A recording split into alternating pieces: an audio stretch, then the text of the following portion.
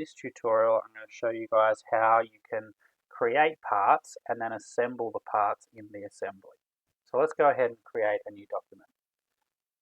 I'm going to call this document a mirror frame, and it's actually going to be the same project as what we do for Year 9 timber. So inside your document we can actually make multiple parts using just one sketch. So that's what we're going to do here. We're going to make the top, the side and the bottom piece all inside the one sketch. So let's go ahead and open the sketch. So click here where it says sketch, and we're going to sketch on the top face. Now I'm going to arrange my view so I'm looking at things top straight down, a bird's eye view type thing, so that way we've got a 2D workspace now.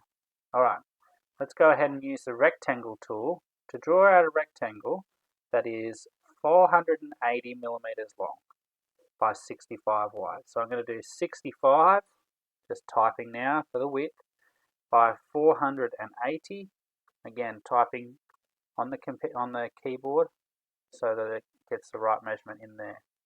Okay. Now this mirror frame's actually got mitered corners, so I need to have a mitered corner at the top here.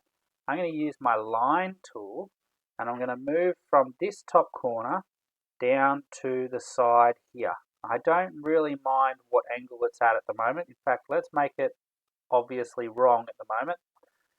That is the angle I've put it at. It's not 45, but let me show you how we reset it to 45. So I'm going to hit escape now to get rid of this little tail that I don't need. And now I'm going to use my dimension tool. I've showed you guys this before on how to set the dimensions of the lengths of lines, but you haven't seen how it does angles. It actually uses it a very similar way. So we're going to click on our dimension tool. I'm going to click from this line to this line, and it's going to show me the angle. See there? I'm going to plop that angle down, and I'm going to resize that angle to 45 degrees. Okay, there we go. There's our side piece. I'm going to draw another rectangle now for our top piece. This top piece needs to be 510 millimeters long by 65 mil wide. Now you can see my pieces are overlapping here. I don't want that, so I'm going to hit escape. I'm going to grab my piece. Actually, I'm going to grab all four sides of my piece. So I'm going to hold shift and click on all four sides. By holding shift, I can grab more than one thing at once. I'm going to move it over. Okay, now that I'm happy with it, I can click off the image. Alright, now I need to have the 45 degree angle on these ones as well. So let's go ahead and do the same thing as what we did before, making that 45 degree angle there, and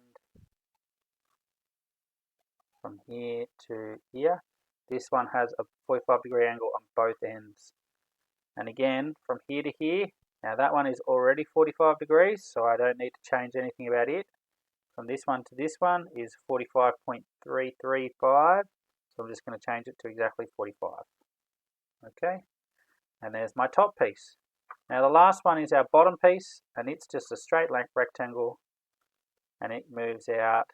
We need it 380 mils long and 130 mil wide. It's going to be twice as wide as these other pieces. 65 plus 65 is 130, so it's twice as wide, and I think those dimensions are quite pleasing.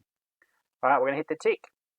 So you can see now we've got these extra triangle bits that we aren't actually going to have as part of our job. That doesn't matter. We can leave them there, and we can actually just extrude the rest of the part so that you still get that shape that you need. So let's go ahead and start the extrude. So we're going to click on extrude, and we're going to click on this part, and this part. We're going to extrude all of them up 19 millimeters. Okay, 19 millimeters, and we hit the tick. Tick, we're done. Alright, so we've got part 1, part 2, part 3. I can actually rename these parts on the side here. So let's right click part 1 and rename it to be our side piece. We're going to rename it part 2 to be our top piece. And we're going to rename part 3 to be our bottom piece. Okay, just like that.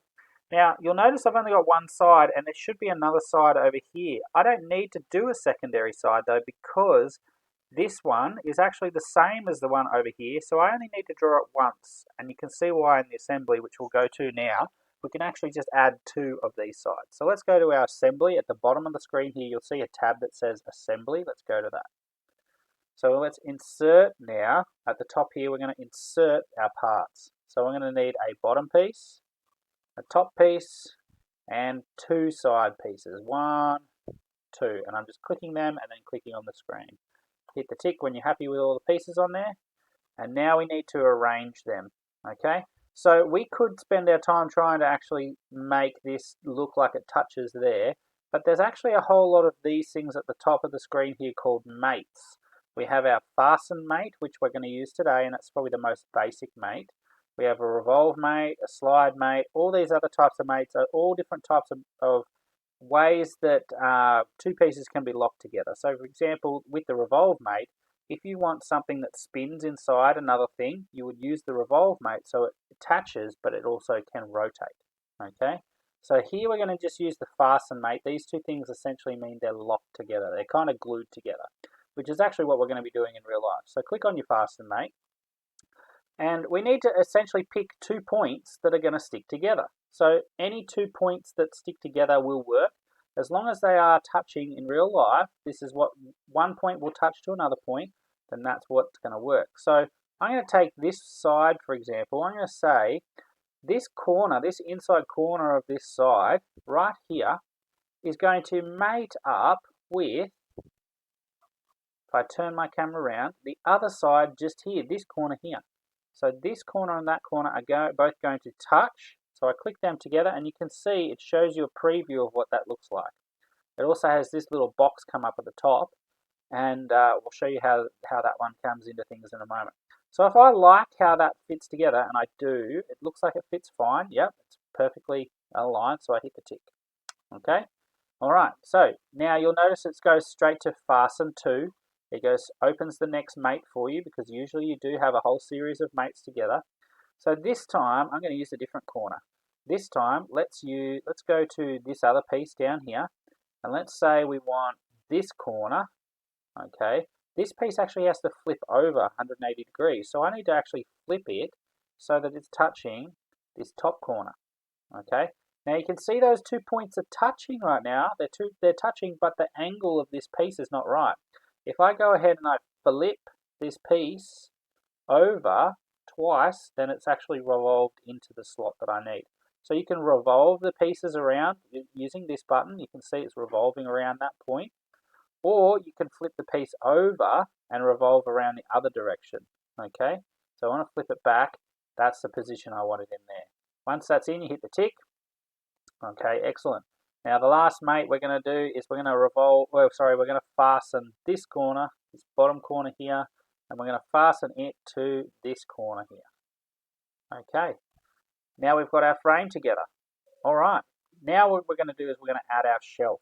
Okay, so let's go back to our Parts Studio and let's enter a new sketch. Now we've got sketch 1 and extrude 1. Let's do sketch 2. So sketch on the top plane. And again, I'm going to draw these pieces on the same plane, but it's going to be in a different sketch. So the first thing I'm going to do, I'm going to draw my shelf out. My shelf, I want it to be 490 by 65. Okay, so there's my shelf.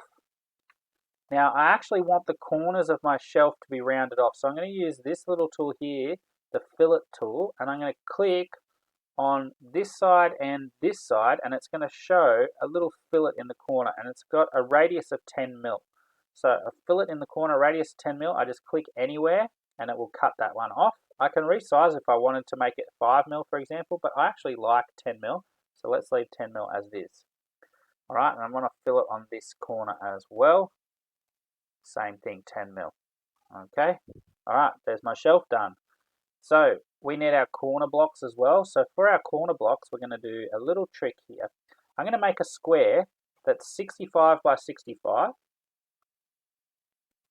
And then I'm going to divide that square in half diagonally using this little line tool again. So we're going to go from this corner straight to this corner. I don't really care what size that is there, so I hit escape rather than resizing it. I really just want it to be whatever it is. Otherwise it will change some of these measurements and you'll get those red measurements come up.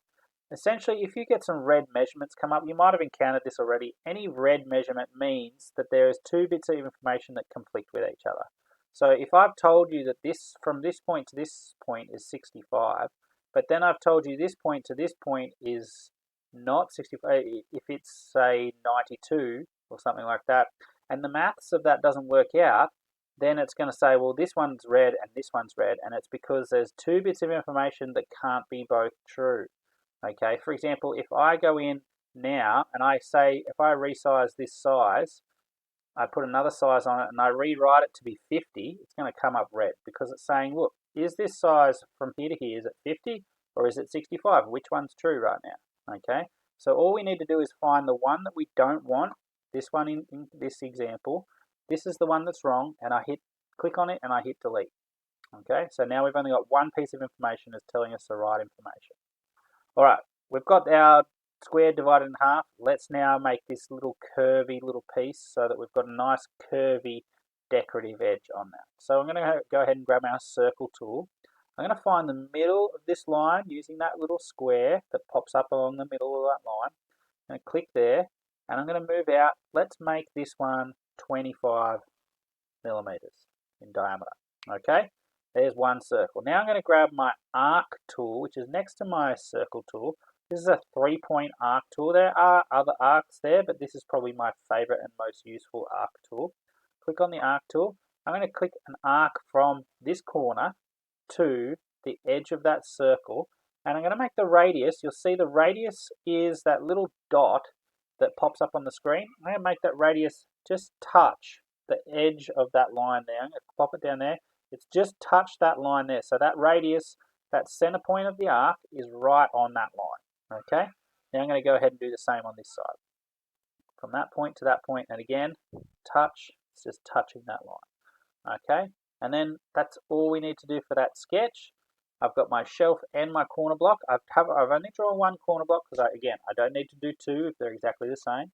I'm going to hit tick. Okay, let's now go to our extrude.